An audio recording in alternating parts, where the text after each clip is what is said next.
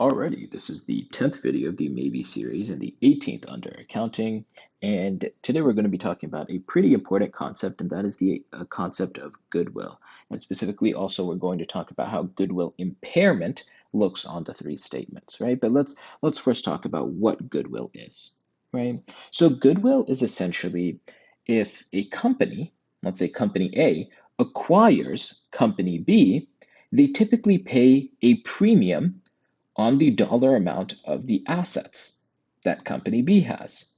And we need a way in order to essentially make our balance sheet balance to account for that premium that we paid, right? So I know kind of conceptually that sounds a little bit complex. So let's look at the balance sheet of company A and the balance sheet of company B, right?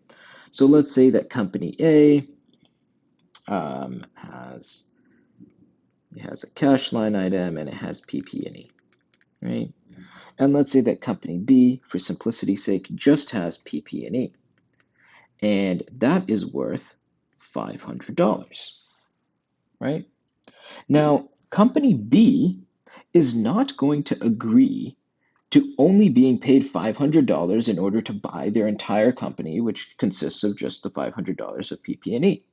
They're going to demand some premium on top of the dollar amount of their PP&E, because essentially you're getting control of their business, right? So that's what we call a control premium, right? And that's typically around 20, 25%. Let's assume it's 20% in this example, right? So company A needs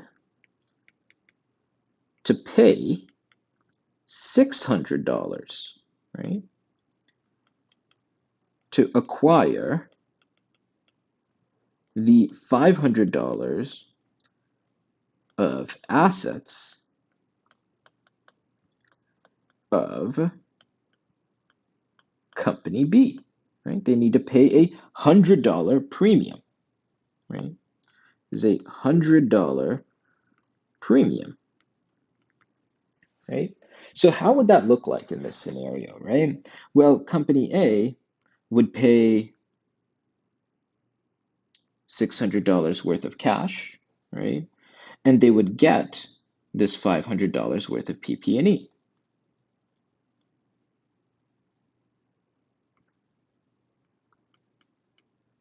However, the issue here is that we paid $600. We got $500 worth of PP&E. So our balance sheet doesn't actually balance here, right? We need to account for this additional $100, right? So because of that, what we do is that we create a new line item called goodwill. And this represents the premium that was paid on any acquisitions that we had in the past, for which it was greater than for which it was less than the cash amount, right? So the cash that we paid was greater than the amount of assets that we got, right?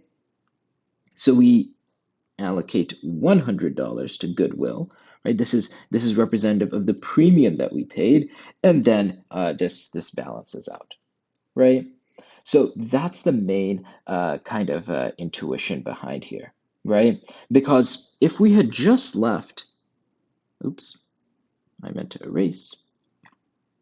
If we didn't create this goodwill, right, what would happen? Well, our total assets would be down by 100, but we have no reason to adjust our liabilities, and we have no reason to adjust our shareholders' equity, right?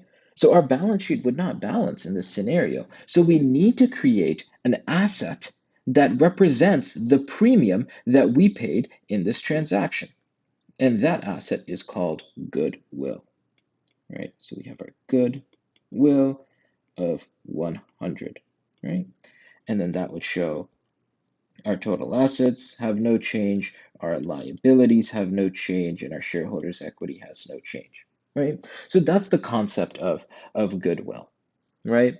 So hopefully that's understandable. This isn't really something that you're going to have to show Most likely in interviews or in coffee chats, right? Kind of doing this calculation is relatively rare, but I would be comfortable with it. And at the end of the day, it's just a subtraction of two numbers, right? Now let's talk about a specific kind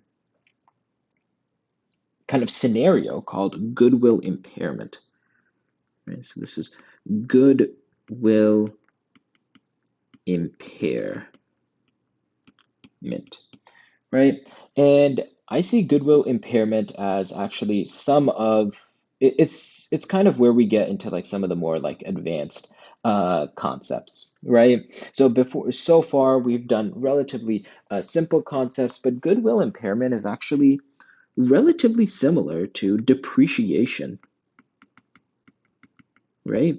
Because what happened in depreciation, we recognize that one of our assets is worth less, right? It's worth a bit less every single year because it's depreciating. Well, goodwill impairment, right, happens because we recognize we recognize that we overpaid for an acquisition, right? So we recognize after maybe this transaction has gone through that, oh, we overpaid. This $600 was not what we should have paid. We should have paid like $550, right? So we recognize that we overpaid. So because of that, now we need to mark down this goodwill amount by by the amount of the difference, right? The 550 minus 600, which means a $50 difference, right?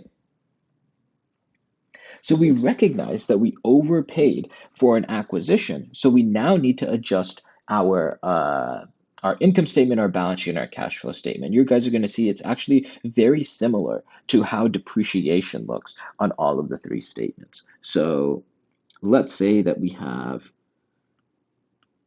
goodwill impairment. That's equal to $100, right? We overpaid by $100, and that's at a 25% tax rate. So let's build out our income statement here, our balance sheet, our cash flow statement, right? And I'm going to rewrite the entirety of the income statement so that it's clear to you guys what we're doing and where this line item falls.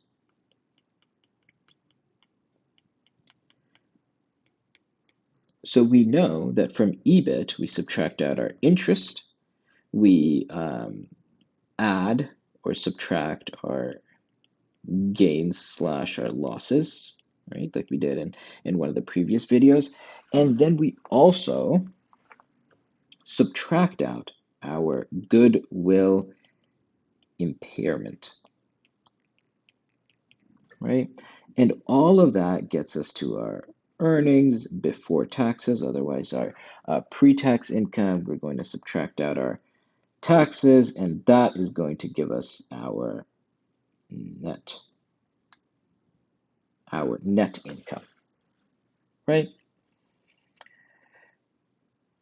Now let's walk through this, right? Any change in revenue? Nope. Any change in COGS? Nope. Gross profit's obviously the same. No changes in operating expenses, no changes to EBIT, no changes in our interest, no changes in our gains and losses. However, we do have goodwill impairment in this scenario, right? So goodwill impairment is going to be 100, right? What is that going to do to our EBIT?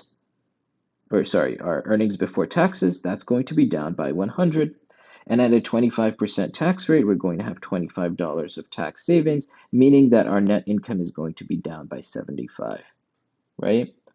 This is pretty similar to how depreciation works, right? We have a depreciation expense that can be written down here. It can be built into one of these line items, right? But at the end of the day, it's the exact same as depreciation at this point in time. It's just that the line item's name is different, right?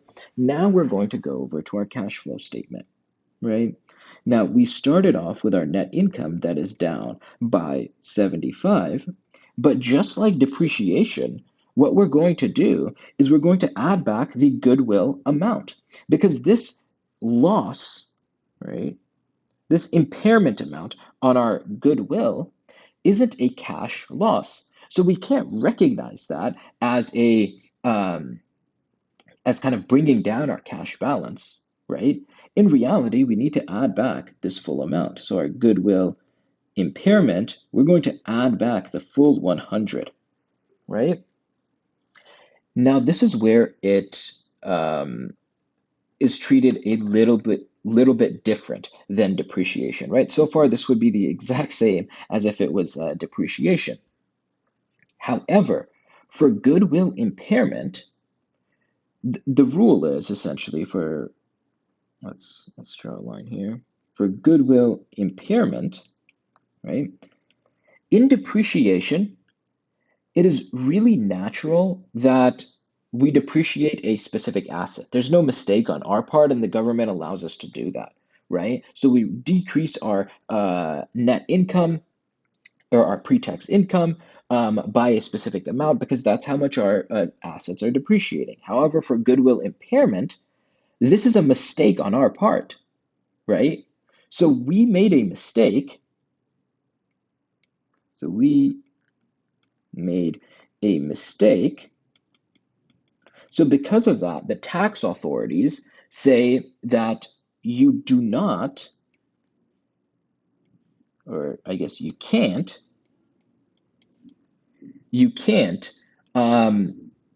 have tax savings immediately, right? Remember, for depreciation, we get, if this was $100 of depreciation, we end up with $25 more on cash on hand because that's our tax savings, right? However, for goodwill impairment, we don't actually get that extra $25 worth of cash on hand, right? Instead, they say that you can have this tax benefit at some point in the future, right? So what does that sound like? A tax benefit at some point in the future. Oops, can't spell future. Future, that sounds like one of the other accounting concepts that we've talked about, right? That sounds like a deferred tax asset to me, right? So they say, hey, this $25 that you would have gotten in tax savings, we're not going to let that essentially become a change in cash here, right? They say that, okay, you made a mistake. We're not going to give you the tax savings immediately. You will get it at some point in the future, right? So because of that, we also create a deferred tax asset that's tied to this tax benefit, the 25, and that's going to increase by 25, right? So we know that if our assets increase, that is what happens to our cash on the cash flow statement.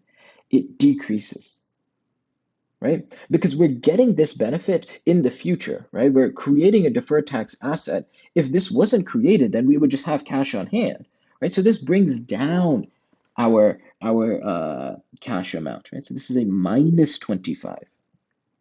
So our overall change in cash is 0. There's no change to our cash balance, right? So let's move over to our balance sheet, right? So we have our assets, we have our cash, which we know is flat, but we do know that our goodwill impairment, right? Our goodwill was impaired. The goodwill impairment amount was 100, which means that our goodwill is going to decrease by 100. And what else do we know?